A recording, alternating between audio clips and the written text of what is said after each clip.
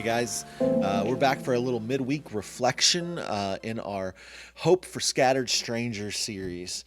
We've been looking at the book of First Peter, and we've walked through the first, I don't know, about 16 verses so far. If you remember last week, we were talking about how great our salvation is, and then this week we kind of started into the idea of what we do because our salvation is so great.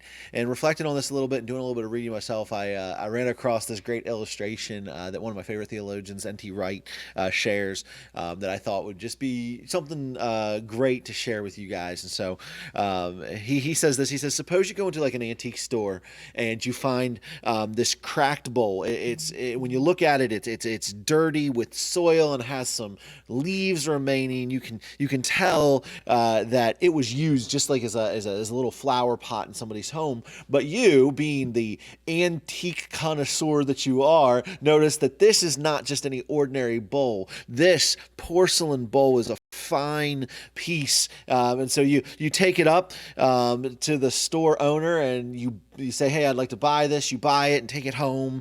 You clean it up, right? You clean the inside, you clean the outside.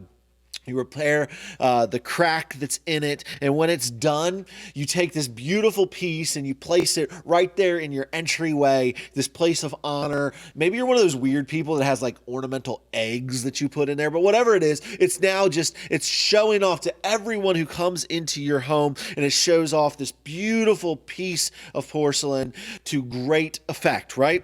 Now, suppose that in all of this, the original owner comes back to the shop and says, hey, I'd like to buy that piece back that I sold to you. I really miss putting my flowers in this bowl.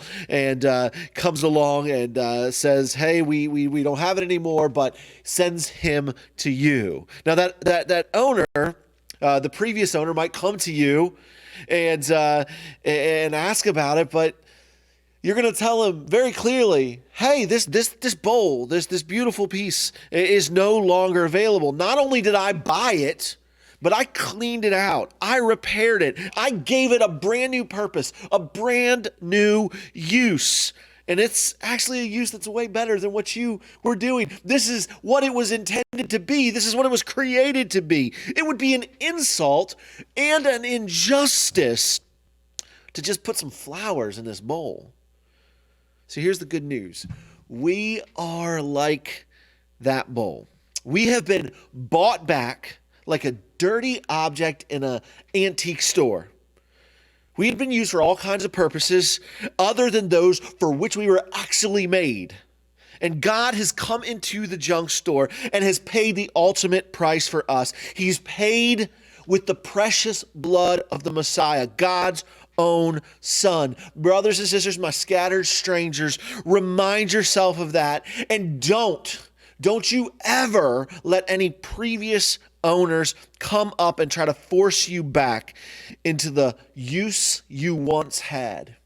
I love all this. This all comes from this verse right over here. It's 1 Peter 1:14. As obedient children, do not conform to the evil desires you had when you lived in ignorance. It's beautiful. And it's just this idea, hey, you're now somebody different. Now, we haven't talked a whole lot about this, but one of the big themes that we see in 1 Peter is that there's hope for us, and what we need to remind ourselves when we're going through hard times is we need to remind ourselves of our identity. Now, we haven't gone into this a whole lot about the identity idea, because when we get to chapter 2, it gets really big and really huge, and we'll hit a couple of points back from chapter 1 leading into that. But it's a beautiful idea that we have to remember, guys. My scattered strangers, please hear me. Please know that you are more. You're more than you used to be. And if you're outside of Christ, you're more than what you are. And if you're in Christ, please remember, don't go back. There's no use in going back. And in these dark days and in these times that we're these scattered strangers, there's going to be some temptation to be the people that we're not called to be. So as obedient children, don't conform to the evil desires you had when you lived in ignorance. No, be holy. That's what the next verse says. Be holy just as your Father is holy. I love you guys. We'll get on to the rest of this on Sunday, and I look forward to seeing you again soon.